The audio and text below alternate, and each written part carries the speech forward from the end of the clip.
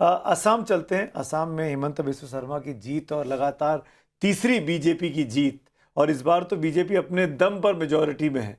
क्या इसके पीछे जो बार बार कहा जा रहा है कि डीलिमिटेशन जो एक्सरसाइज की गई, वो उसने पूरी सीमाएं बदल दी, उसने पूरा जेरीमेंडरिंग बोल दिया जो राहुल गांधी का शब्द है, उस वजह से आसान हो गया बीजेपी के लिए? अब अगेन ये कह पाना बहुत मुश्किल है, उस कारण सिर्फ आसान हो गया। पिछला चुनाव भी तो था, 2021 का भी चुनाव है, 2016 का भी चुनाव है। उस वक्त तो जेरीमेंडरिंग नहीं हुई थी, उस वक्त तो डिलिमिटेशन नहीं हुआ था, उस वक्त भी बीजेपी सरकार बनाई, बीजेपी अच्छी जीत दर्ज की थी। बीजेपी ने 2021 के चुनाव में भी बीजेपी की अच्छी जीत हुई थी। आ, हमें इस बात को भूलना नहीं चाहिए, बीजेपी ने जिस मुद्दे को उठाया असम में बार बार किस बात का जिक्र हो रहा था बीजेपी के द्वारा? घुसपैठिए है, मतलब ऐसे लोग हैं राज्य में जो देश के नागरिक नहीं हैं और वो एक तरह से इलीगल तरीके से राज्य में रह रहे हैं। अगर आप असम में लोगों से बात करें, कॉमन मैन की मैं बात कर रहा हूँ, जो एक तरह से पार्टी से जुड़े हुए नहीं हैं, दो अलग अलग पार्टियों से ना जुड़े हों, मुझे लगता है यहाँ वहाँ पर इस बात की चर्चा बहुत होने लगी थी कि भाई हाँ, ये तो एक बड़ी समस्या है और आने वाले समय में और समस्या बन जाएगी। तो देखिए, कनेक्ट, पार्टी का कनेक्ट अपने मतदाताओं के साथ, ऐसे मुद्दे को उठाना जिसका सरोकार जनता से है, जिसका सरोकार आम वोटर से है, और ये बड़ी बात बन करके असम के चुनाव में उभरी, और मुझे लगता है इसका बड़ा फायदा बीजेपी को दिखाई पड़ा। साथ ही साथ हमें ये नहीं भूलना चाहिए कि उनके काम को भी, सरकार जब इतनी बड़ी जीत हासिल करती है तो पहले भी मैंने कहा कोई एक वजह नहीं है, तो तमाम लीडरशिप, कहते हैं हिमंत बिस्व शर्मा एक बड़े नेता के रूप में उभरे हैं, पहले वो कांग्रेस में थे, आज वो बीजेपी के बड़े नेता हैं।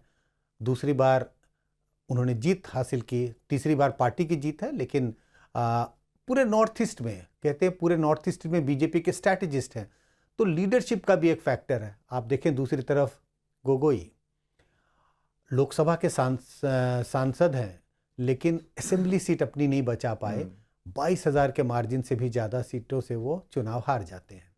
क्या आपको लगता है कि ये जो रिंकी भूइयां शर्मा का जो पासपोर्ट वाला मामला उठाया कांग्रेस ने मौके पे, पवन खेड़ा वाली जो कंट्रोवर्सी हुई, उसने बहुत डैमेज किया होगा? देखिए, मैंने कहा जनता से उस मुद्दे का पता नहीं कितना सरोकार रहा जनता से, आम वोटरों से, मैं कह नहीं पाऊंगा कि, लेकिन मुझे लगता है कि उस तरह के मुद्दे से आप चुनाव जीतते या हारते नहीं हैं, क्योंकि इस तरह के मुद्दे का जनता से सरोकार नहीं है। जनता से सरोकार होता है जो आम जीवन में जिन चीज़ों से आपको असर पड़ता है, बिजली, पानी, सड़क, ये तो है, रोजगार है। तो पासपोर्ट दो होना, नहीं होना, फर्जी पासपोर्ट है, फर्जी पासपोर्ट नहीं है, मुझे लगता है इस तरह के मुद्दे से जनता को ज़्यादा कोई परेशानी नहीं होती है। नैरेटिव बिल्डिंग में ज़रूर काम आता है, लेकिन मुझे नहीं लगता कि ये कोई बड़ा मुद्दा बन के असम के चुनाव में दिखाई पड़ा। सर, अब जबकि पूर्वोत्तर की बात कर रहा हूँ, बिहार, बंगाल, असम, उड़ीसा, सब जगह बीजेपी की सरकारें हैं, तो क्या आपको लगता है कि ये जो घुसपैठिए का मुद्दा है, जिसमें तीनों चारों राज्यों में बीजेपी को बढ़त दिलाई, सरकारें बनवाई, अब बीजेपी फेंसिंग करके, बॉर्डरिंग करके, उस इलाके को सिक्योर करके इस मुद्दे को तो हो सकता है कि एड्रेस कर दे, पर अगर इस मुद्दे को एड्रेस कर देगी तो अगले चुनाव का मुद्दा क्या होगा उसका?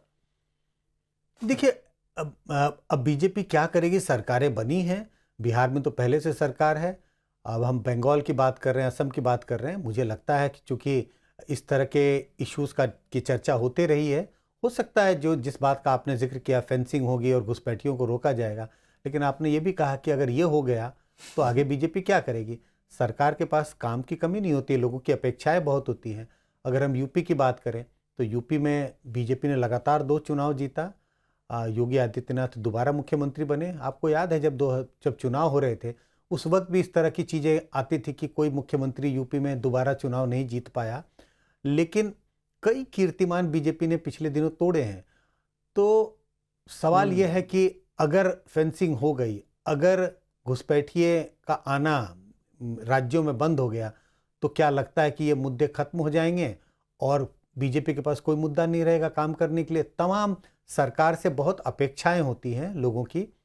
रोजगार एक बड़ी अपेक्षा होती है कि रोजगार का सृजन होगा, बिजली, पानी, सड़क, स्कूल, अस्पताल, ऐसे तमाम काम हैं जो फिर भी ऐसे काम होंगे जिसे सरकार को करना चाहिए, चाहे वो बीजेपी की सरकार हो चाहे दूसरी पार्टी की सरकार हो। हालांकि आपने जो मूलभूत समस्याएं उठाई उस पर चुनाव अपने देश में कहाँ जीते जाते हैं, वो तो केवल चुनाव में बताने के लिए मुद्दे होते हैं। हम लोगों के लिए चुनाव तो हमेशा इमोशनल इश्यूज पर ही जीते गए। कम से कम आप इस बात की तस्दीक कर सकते हैं। बिल्कुल, इमोशनल इश्यूज का मतलब मैं कहता हूँ नैरेटिव बिल्डिंग, लेकिन साथ ही साथ अगर इन मुद्दों को आपने एड्रेस नहीं किया, ऐसा नहीं है कि आप सिर्फ नैरेटिव बिल्डिंग करें और बिल्कुल इन मुद्दों को नज़रअंदाज कर दें। जैसा मैं कहता हूँ बार बार कि वो आइसिंग ऑन द केक है ये सारी चीज़ें। आपको केक में जैसे एक बेस होता है वो होना ज़रूरी है। अगर सरकार के कामकाज से ज़बरदस्त नाराज़गी होगी तो आप कितना भी नैरेटिव बिल्डिंग कर लें शायद चुनाव नहीं जीत सकते। लेकिन अगर सरकार के कामकाज से, मैं ये नहीं कह रहा बहुत संतुष्टि हो, अगर आप सेटिस्फाइड भी हैं, नॉर्मल सेटिस्फैक्शन भी है, तब ये सारी चीज़ें आपको काम करती हैं। और नॉर्मल सेटिस्फैक्शन के लिए ये ज़रूरी है कि लोगों की रोज़मर्रा की जो ज़रूरतें हैं उस पर सरकार कुछ ना कुछ ध्यान दे। जो वेलफेयर पॉलिटिक्स की बात होती है वो भी एक तबके के लोगों के रोज़मर्रा की आवश्यकता है। और भले ही हम कह दें कि फ्रीबीज़ है ये, लेकिन एक तबके के वोटर के लिए रोज़मर्रा की ज़रूरत है जिसको सरकार पूरा करती है। आपने फ्रीबीज़ की बात की, और फ्रीबीज़ तो मुझे लगता है कि अपने देश की पॉलिटिक्स की अब नेसेसिटी बन गई है, कोई इससे इग्नोर नहीं कर सकता।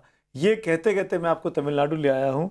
तमिलनाडु में जिस तरीके से विजय साहब ने जीत हासिल की, दो पुरानी पार्टियों को, एक 8 बार की, एक 6 बार की सरकार चला चुकी, उन दोनों पार्टियों को हटा के अपनी सरकार बना रहे हैं। उन्होंने भी प्रॉमिस किया कि 1 तोला सोना देंगे आपकी शादियों में, बेटियों की शादियों में, और भी तमाम ऐसे ल्यूक्रेटिव ऑफर्स दिए गए। क्या आपको लगता है कि ये बहुत ही मतलब स्पेसिफिकली पूछ रहा हूँ, क्या ये लाभार्थियों की चीज़ कह लीजिए या फ्रीबीज की कह लीजिए, ये सबसे ज़रूरी चीज़ हो गया आज की डेट में? सबसे ज़रूरी तो नहीं, अगर यही डिसाइड करते इलेक्शंस तब तो तृणमूल कांग्रेस को बंगाल में चुनाव नहीं हारना चाहिए था, क्योंकि वहाँ भी महिला लाभार्थियों के लिए तमाम तरह के स्कीम्स रोल्ड आउट किए हुए थे और महिलाओं को उन स्कीमों का फ़ायदा मिल रहा था। ये ज़रूर है कि पिछले 2-3 सालों में हमने देखा है कि जिस राज्य में रूलिंग पार्टी जीतती है, दोबारा जीत कर आती है, और रूलिंग पार्टी ने तमाम वेलफेयर स्कीम्स रोल्ड आउट किए होते हैं, खासकर महिलाओं के लिए। लेकिन सिर्फ और सिर्फ वेलफेयर स्कीम्स या फ्रीबीज कह लें या महिलाओं के खातों में पैसे डालना, सिर्फ अगर इन चीज़ों से चुनाव जीता जाता, इस हिसाब से मैं दोबारा दोहरा रहा हूँ, तृणमूल कांग्रेस चुनाव नहीं हारती। लेकिन अन्य मुद्दों के साथ इसका असर होता है। अगर सरकार के कामकाज से बहुत नाराज़गी है तो आप चाहे जितनी भी फ्रीबीज दे दें, आप चाहे कितने भी पैसे डाल दें, शायद चुनाव जीतने में सफल नहीं हो सकती। लेकिन अगर बहुत नाराज़गी नहीं है, सरकार के कामकाज से थोड़ी बहुत भी संतुष्टि है, इन सब चीज़ों का असर होता हुआ दिखाई पड़ता है। वही आइसिंग इन द केक, ये चेरी इन द केक है। Yes, cherry in the cake.